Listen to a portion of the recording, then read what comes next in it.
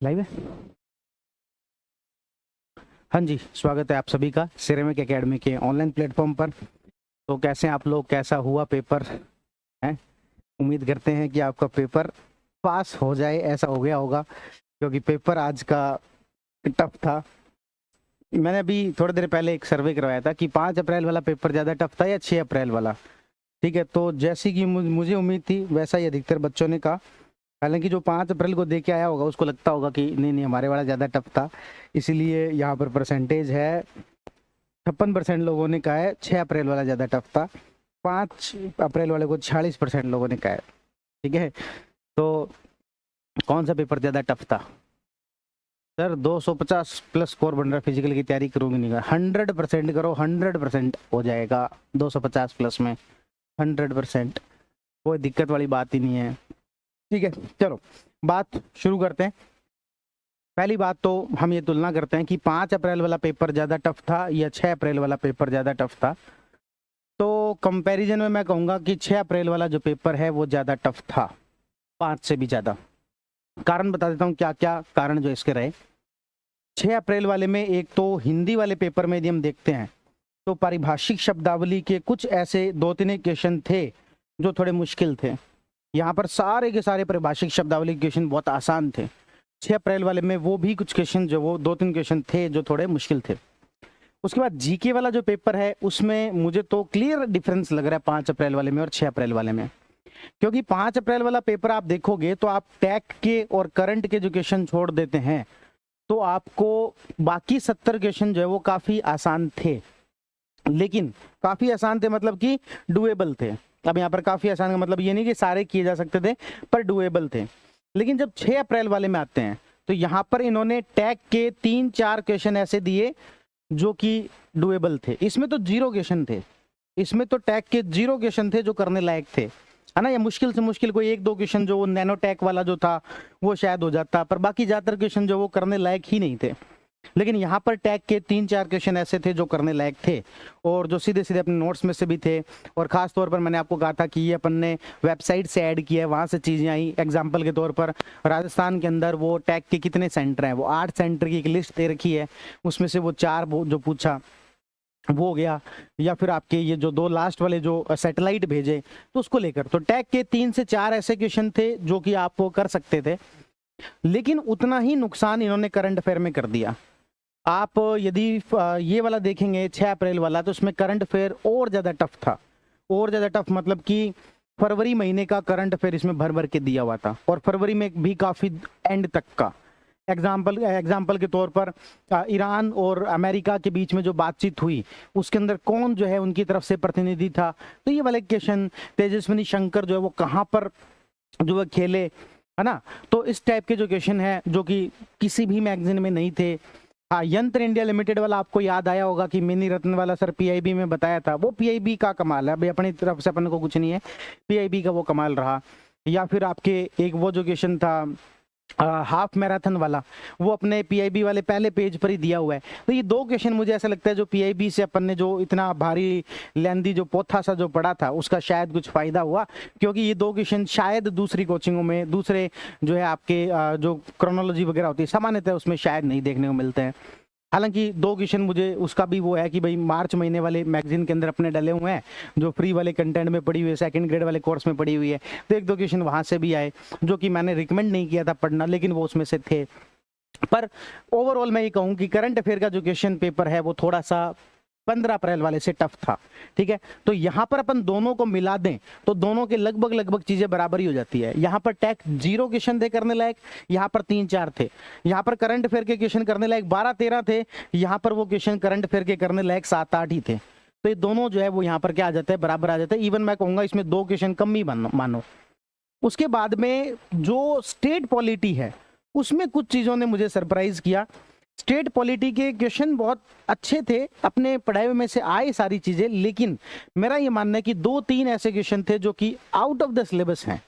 Out of the syllabus में इसलिए कह रहा हूं कि राज्य महिला आयोग आरएस प्री के अंदर एक नया टॉपिक जोड़ा है, आरएस प्री के अंदर एक नया टॉपिक जोड़ा है, लेकिन आपके पीएसआई के अंदर नहीं था। राज्य महिला आयोग की आप देखोगे तो राकेश सर की बहुत अच्छी जो क्लास है वो यूट्यूब पर पड़ी हुई है, लेकिन जब आपके सिलेबस में लिखा नहीं हुआ तो मैं उम्मीद आपसे नहीं करता कि आप वो पढ़ के गए होंगे। इसी तरीके से अपन देखें राज्य बाल अधिकार संरक्षण आयोग, ये बाल अधिकार संरक्षण आयोग तो आरएस प्री में भी नहीं जोड़ा, केंद्र का बाल अधिकार संरक्षण आयोग जरूर जोड़ा है ना, लेकिन वो उसके अंदर नहीं जोड़ा। वित्त आयोग, ये 3 ऐसे क्वेश्चन मुझे लगे जो कि सिलेबस में लिखे नहीं हुए हैं पर फिर भी उन्होंने पूछा। आप में से अधिकतर लोग मुझे कहेंगे सर ऐसे लिखा हुआ है महिलाओं और बच्चों से संबंधित अपराध और उनसे संबंधित विधिक कानून, लेकिन वो विधिक कानून है, अपराधों से संबंधित कानून है। उसका ये मतलब नहीं है कि महिलाओं से संबंधित फिर कुछ भी पूछ लेंगे, जैसे कल महिला निदेशालय के बारे में पूछा है ना, तो ये मुझे उतना जो है यूं नहीं लगा, ठीक नहीं लगा। तो स्टेट पॉलिटी की ये जो 2-3 क्वेश्चन थे उसकी वजह से ये क्वेश्चन जो है वो थोड़ा सा मुश्किल बना देता है, ये पेपर को थोड़ा सा मुश्किल बना देता है। फिर अपन इंडियन पॉलिटी में भी बात करें तो इंडियन पॉलिटी में भी 2-3 क्वेश्चन जो है वो टफ थे, हालांकि बाकी क्वेश्चन जो है वो अच्छे थे, मतलब नॉर्मल थे, ज़्यादा आसान मुश्किल नहीं थे। फंडामेंटल राइट वाला क्वेश्चन हो या फिर राज्य पुनर्गठन आयोग जो बना उसका वाला क्वेश्चन हो, ये आसान थे। लेकिन 2 ऐसे क्वेश्चन थे, एक तो वो 4 केस दे रखे थे और चारों केस का जो है मिलान करवा रखा था, वो क्वेश्चन एक टफ था। एक और क्वेश्चन था जो कि इंडियन पॉलिटी के अंदर मुश्किल प्रश्न था। इंडियन हिस्ट्री के अंदर यदि हम चलते हैं तो इंडियन हिस्ट्री भी कंपैरेटिवली कल से थोड़ी सी मुश्किल थी, हालांकि सारे क्वेश्चन जो है वो डुएबल थे। जिसने एक बार भी इंडियन हिस्ट्री पढ़ रखी है वो ज्यादातर क्वेश्चन कर पाया होगा, पर मैं ये मान के चल रहा हूँ कि आप एंशिएंट मिडिवल पढ़ के ही नहीं जाते हो तो वहां से क्वेश्चन करना थोड़ा सा मुश्किल हो रहा था यहाँ पर, ठीक है। वर्ल्ड ज्योग्राफी में एक क्वेश्चन जो बंदरगाह वाला जो दे रखा था है ना, कल वर्ल्ड ज्योग्राफी के 2 क्वेश्चन थे, दोनों ही आसान थे। इस बार आज वर्ल्ड ज्योग्राफी का एक क्वेश्चन जो बंदरगाह वाला दे रखा था वो थोड़ा मुश्किल क्वेश्चन था। राजस्थान ज्योग्राफी आसान थी, राजस्थान ज्योग्राफी के क्वेश्चन आसान थे, और जो अपने पढ़ा था राजस्थान ज्योग्राफी के मैम के लगभग सारे क्वेश्चन जो इसमें आ गए। राजस्थान हिस्ट्री का जो था वो 2 क्वेश्चन थे, दोनों के दोनों आसान थे। भाटी वंश वाला वैसे सिलेबस में नहीं है पर वो बहुत इजीली डुएबल था कि भाटी वंश की राजधानी तो पता ही है जैसलमेर में थे, तो वहां पर गैस किया जा सकता था है ना, पर वैसे थोड़ा अपन ये कह सकते हैं। कल्चर के क्वेश्चन भी ठीक थे है ना। तो ओवरऑल मैं ये कहूंगा कि ये जो 6 अप्रैल वाला जो पेपर है कंपैरेटिवली कल की तुलना में थोड़ा मुश्किल था। तो इससे क्या फर्क पड़ता है मुश्किल से? सर हमें कोई नुकसान हो गया क्या? देखो, यदि आपने जीके का पेपर पास कर लिया, ये तो मैं आपको कल भी कह रहा था, आज भी कह रहा हूं, जीके का पेपर पास करना आपकी पहली प्रायोरिटी होनी चाहिए थी। इसमें एक क्वेश्चन मैथ का भी थोड़ा सा मुश्किल दिया हुआ था, एक क्वेश्चन था जो मैथ का मुश्किल था। कल वाले लगभग सारे आसान थे मैथ और रीजनिंग के। आज वाले में मैथ में एक क्वेश्चन मुझे अभी याद नहीं आ रहा, वो क्वेश्चन थोड़ा मुश्किल था। तो जीके पास करना तो दोनों की ही पहली प्रायोरिटी है, पर फिर भी मुझे ऐसा लगता है यदि नॉर्मलाइजेशन हुआ तो 6 अप्रैल वालों के मार्क्स बढ़ेंगे। नॉर्मलाइजेशन होता है तो 6 अप्रैल वालों के मार्क्स बढ़ेंगे, क्योंकि 6 अप्रैल वाला पेपर कंपैरेटिवली टफ था, है ना। भले ही वो हिंदी वाला पेपर हो और भले ही वो जीके वाला पेपर हो, तो नॉर्मलाइजेशन में 6 अप्रैल वालों के जो मार्क्स है वो थोड़े से बढ़ेंगे। लेकिन इसके लिए पहला मुद्दा तो ये है कि अपना पेपर पास हो रहा है कि नहीं हो रहा। यदि 36 क्वेश्चन जो है हमारे काट पीट के 36 से ज्यादा क्वेश्चन सही हो रहे हैं तो फिजिकल कॉल तो मैं कह रहा हूं गारंटीड है ना। फिजिकल कॉल तो गारंटीड है, और जिसका फिजिकल कॉल हो गया और जिसने फिजिकल पास कर लिया उसका फाइनल सिलेक्शन भी गारंटीड है ना। क्योंकि मुझे लग रहा है कि फिजिकल कॉल जब होगा तो मेरे जैसे को आधे लोग तो रह जाएंगे, फिजिकली पास उनसे नहीं होगा, ठीक है। तो फिजिकल कॉल यदि आपका हो गया और आपने फिजिकल पास कर लिया और आपके यहाँ पर एवरेज नंबर भी हैं तो आपका पेपर जो वो हो जाएगा क्लियर, है ना। अब बहुत सारे लोगों का कहना है सर कट ऑफ कितनी जाएगी, कट ऑफ कितनी जाएगी। मैं आपको एक ही कट ऑफ बता रहा हूँ, जीके वाला पेपर पास है तो आपका सिलेक्शन होने के पूरे चांसेस है, क्योंकि अधिकतर लोगों के जीके वाला पेपर पास नहीं हो रहा, जो कि मैं आपको बहुत दिनों से कह रहा था। जीके वाला पेपर जो है वो सबसे ज्यादा इंपॉर्टेंट रहने वाला है ना। और यहाँ वाले में मुझे दुख है थोड़ा सा करंट अफेयर का, कि करंट अफेयर बहुत इन्होंने टफ पूछा। कल वाले बड़ा अच्छा अपना रिजल्ट रहा और आज वाले में थोड़ा सा इन्होंने टफ ज्यादा पूछी चीजें। साइंस टेक के मामले में थोड़ी सी राहत मिली कि चलो भाई, कल वाले में तो मुझे लग रहा था कि भाई कोई से भी नोट्स आप राजस्थान के छोड़ो, यूपीएससी के कोई से नोट्स उठा लो, उसके बाद में एक क्वेश्चन भी यदि टैग का सही कर दो तो मैं उस आदमी को महान मानता हूँ कल वाले में। लेकिन आज वाले में 3-4 क्वेश्चन जो है टैग के अपने वाले नोट से ही सीधे सीधे जो वो हो रहे थे, तो वो वहां पर थोड़ी सी राहत मिली। बाकी ओवरऑल मैं इसको थोड़ा सा टफ की कैटेगरी में रखूंगा, क्योंकि स्टेट पॉलिटी के 2-3 मुझे आउट ऑफ सिलेबस क्वेश्चन मिले। इंडियन पॉलिटी के 1-2 क्वेश्चन जो है वो आपके केसेस वगैरह वाला वो थोड़ा टफ मिला। वर्ल्ड ज्योग्राफी का एक क्वेश्चन जो बंदरगाह वाला, मैथ का एक क्वेश्चन थोड़ा टफ मिला। बाकी इंडियन हिस्ट्री भी, मैं तो इंडियन हिस्ट्री, क्योंकि मेरे तो इंडियन हिस्ट्री ऑप्शनल रहा है, तो मुझे ऐसा लगता है कि कल भी आसान थी, 7 क्वेश्चन थे, सातों के सातों किए जा सकते थे, तो 7 में से 7 नहीं तो 5 तो आराम से आप सही कर सकते थे। और आज भी लगभग वही स्थिति थी इंडियन हिस्ट्री की, आप 5 में 5 तो क्वेश्चन जो वो आराम से सही हो सकते थे, तो इंडियन हिस्ट्री का ज्यादा मुश्किल जो नहीं था। ठीक है, तो ये ओवरऑल पेपर का एनालिसिस है। मेरा ये मानना है कि 6 अप्रैल वाले को नॉर्मलाइजेशन के अंदर फायदा होगा, क्योंकि 6 अप्रैल का जो पेपर है वो टफ था, टफर साइड में था यदि 5 अप्रैल से अपन कंपैरिजन करें। ठीक है, तो ये मेरे तरफ से आपको जो है इस छोटा सा एनालिसिस मैं आपको यहाँ पर बता रहा था। अब जो है इसकी आंसर की देखो, आरपीएससी का ट्रेंड है वो शाम को रिलीज कर देती है, तो अपन ऐसी माथाफोड़ी क्यों करें, क्योंकि वैसे भी बहुत सारे क्वेश्चन के आंसर तो ढूंढने पड़ेंगे, है ना। तो वो कईयों को वैसे भी नहीं रहे, टैक वाले खास तौर पर, ठीक है, तो ढूंढने पड़ेंगे। क्यों ढूंढे, आरपीएससी वैसे भी आंसर की जारी कर देगी। एक आधा ऐसा ही कोई हमसे इधर उधर कोई गलत टिक हो गया तो आप लोग उसकी रील बना दोगे, ठीक है, इसलिए अपन ऐसे रिस्क लेंगे ही नहीं। और आरपीएससी वैसे भी कोई 2-4 घंटे बाद में इसके आंसर की जारी कर देगी, तो बस वहां से देख लेना ज़्यादा। अब उस कोचिंग ने ये बताया, इस कोचिंग ने ये बताया, और अपना एक क्या होता है कि अपन मन से खुद को संतुष्ट करना चाहते हैं। जिस कोचिंग ने जो सही बताया है उसको हम सही मान लेंगे, समझ गए कि भाई यहाँ ए कोचिंग के अंदर ये 2 क्वेश्चन ऐसे थे जो सही बताए हैं अपने अकॉर्डिंग, तो उसको वहाँ वो वाले सही मान लेंगे। बी कोचिंग ने ये वाले 2 सही बताया, हालांकि ए के अकॉर्डिंग ये गलत है, अपन बी वाले सही मान लेंगे, नहीं नहीं नहीं ये अपने सही है। तो इस प्रकार की सिरदर्दी अपन क्यों पाले, है ना। इसलिए 2-4 घंटे बाद में आंसर की आ जाएगी, मिला लेना। 36 क्वेश्चन यदि जीके वाले बन रहे हैं तो आपको फिजिकल की तैयारी शुरू कर देनी चाहिए। 100% आपका फिजिकल कॉल होगा, क्योंकि 36 क्वेश्चन का मतलब हो गया 72 मार्क्स, और हिंदी में मैं आपके 150 मार्क्स मान के चल रहा हूं, तो जिसके 231 मार्क्स बनते हैं ना, उसका फिजिकल कॉल तो आराम। पिछली बार भी मैं कल किसी से पूछ रहा था, पिछली बार फिजिकल कॉल के लिए शायद 240-45 नंबर की कट ऑफ गई थी, पिछली बार का शायद ये था 240-45 नंबर। इस बार तो 200 नंबर भी नहीं जाएगी, 200 नंबर भी नहीं जाएगी। आपको एसआई टेलीकॉम वाले में शायद, जहां तक मुझे पूरा 100% जानकारी नहीं है, पर शायद एसआई टेलीकॉम वाले में 160 एक नंबर गई थी, 160 एक जिसका नंबर है उसका फिजिकल कॉल शायद हुआ है। ठीक है, तो ये यहाँ पर बहुत कम जाए फिजिकल कॉल की, तो आप 100% तैयारी करो यदि आपके जीके वाले में 36 क्वेश्चन काट पीट के सही हो रहे हैं। अच्छा, फिर वो कई लोग ऐसे भी होते हैं कि सर 42 सही हो रहे हैं, मैं कहता हूँ वेरी बहुत बढ़िया वेल डन, वो कहते हैं सर लेकिन नेगेटिव नहीं हटाए। नेगेटिव हटाने के बाद के बताओ भाई, नेगेटिव हटाने के बाद के बताओ कि 36 क्वेश्चन सही हो रहे हैं कि नहीं हो रहे। तो यदि नेगेटिव हटाने के बाद यदि 36 क्वेश्चन सही हो रहे हैं तो बहुत बढ़िया है, कोई दिक्कत नहीं है, यही आपका टारगेट होना चाहिए। और जिस प्रकार का पेपर है उसमें 36 क्वेश्चन बहुत अच्छे हैं, बहुत अच्छे हैं, क्योंकि आरएस की कट ऑफ कितनी नंबर गई थी, 70 नंबर, वहां पर 35% ही गई थी, यहाँ पर तो 36 इन्होंने मिनिमम कर रखा है। वरना यदि कट ऑफ निकालें तो ये जाए कट ऑफ कहीं ना कहीं 25% पे, यदि कट ऑफ निकाले मिनिमम का क्वालिफिकेशन ना हो तो ये जाए 25% पे, ठीक है ना। इसलिए मैं कह रहा हूं कि आपको जो नॉर्मली क्या होता है कि 15 गुना लोगों को फिजिकल में बुलाते हैं, हो सकता है कि 15 गुना इस बार मिले ही ना इनको, 15 गुना, जैसा कि ऐसे टेलीकॉम में हुआ, टेलीकॉम में भी नहीं मिले 15 गुना, तो उसी तरीके से हमें उम्मीद है कि यहाँ पर 15 गुना शायद इनको मिलेंगे ही नहीं। ठीक है, तो ये सब बातें हैं, और आप फिजिकल की तैयारी शुरू कर दो। यदि आपके जीके का पेपर पास हो रहा है, रोज 1-1 घंटे थोड़ा एक्सरसाइज करना शुरू कर दो। और बाकी तो अब हाई कोर्ट ने क्या डिसीजन दिए क्या नहीं दिए, उन सब बातों पर चर्चा करने का कोई खास मतलब है नहीं, क्योंकि थोड़ा सा मैं आपको ऐसे कोई भ्रम की स्थिति में नहीं डालना चाह रहा, पर कुछ लोग ऐसा वो कह रहे हैं कि भाई जो हाई कोर्ट ने जो डिसीजन दिया उसमें ये था कि एज रिलैक्सेशन जो है वो सभी लोगों को देना है, और ये सिंगल बेंच ने भी यही डिसीजन दिया था। लेकिन आरपीएससी ने कहीं ना कहीं शायद थोड़ा जल्दीबाजी के अंदर पेपर करवाया, तो पेपर के ऊपर भी थोड़ा सा खतरा ही मंडरा रहा है। और या फिर जो है एज रिलैक्सेशन के लिए थर्ड पारी में एक पारी में और पेपर करवाना पड़ेगा।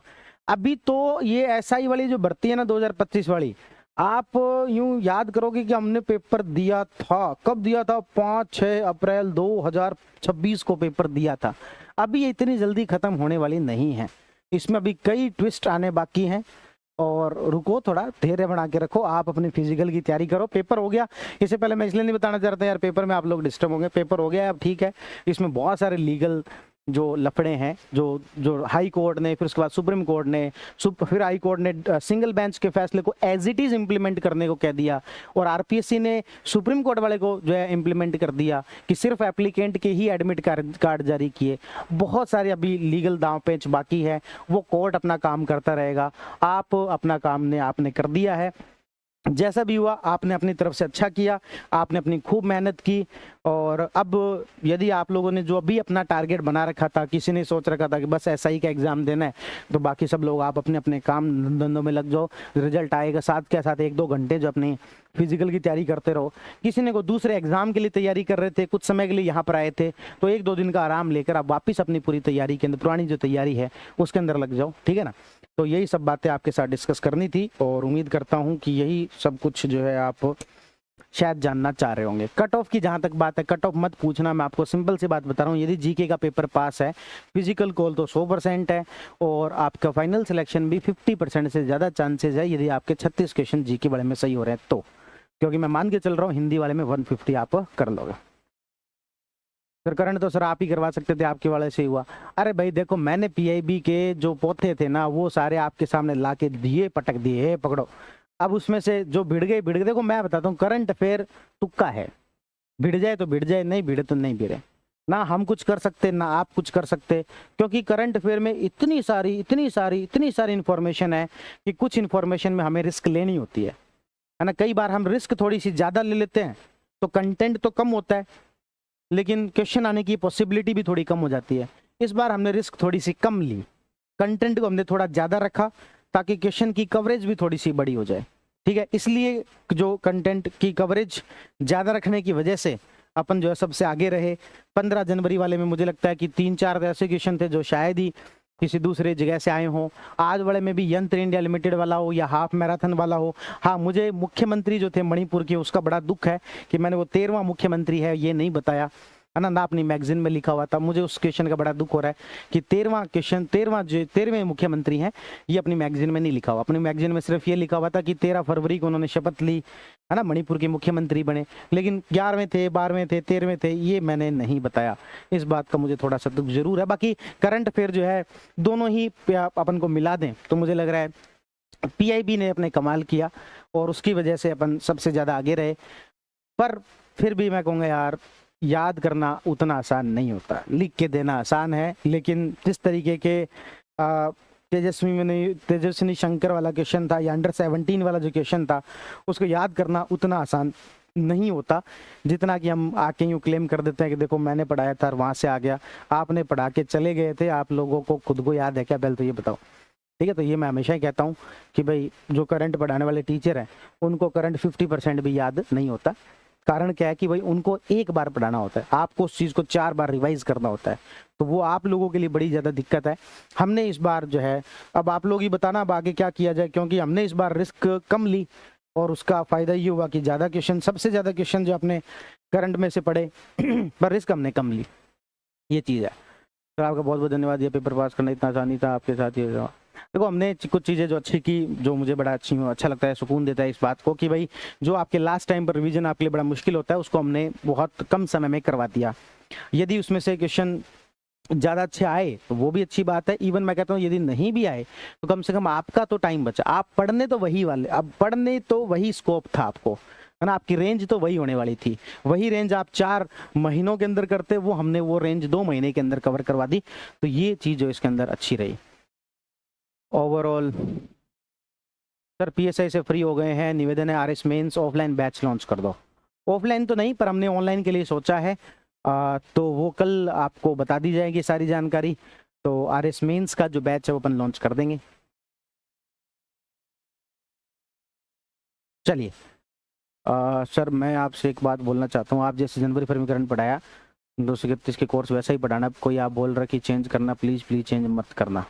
चलो भाई ठीक है, जैसा आपका कहना है कि सर जिस तरीके से आपने जनवरी फरवरी में डिटेल में पढ़ाया है उसी तरीके से पढ़ाना, उतनी ही डिटेल में लेना, ताकि जैसे इस बार ज़्यादा कवरेज। मैं तो जैसे वो क्वेश्चन आते ना कि यार पीआईबी वाले, और जब मुझे पढ़ाते टाइम लग रहे थे कि ये इतने इंपॉर्टेंट नहीं है यार, इतने मुश्किल क्या ही पूछेंगे, और वो जब आते हैं यंत्र इंडिया लिमिटेड, अरे वाह मौज हो गई।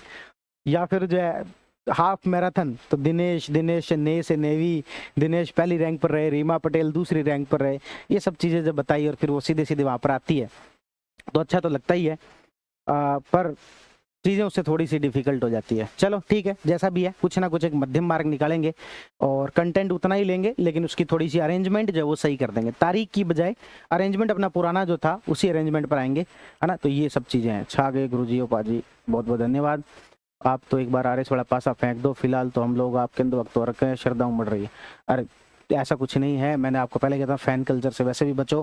करंट अफेयर में क्वेश्चन आना, सर्वे में क्वेश्चन आना, कोई भी क्वेश्चन आना तुक्का है। देखो कोई भी किसी भी सब्जेक्ट से क्वेश्चन आना तुक्का है।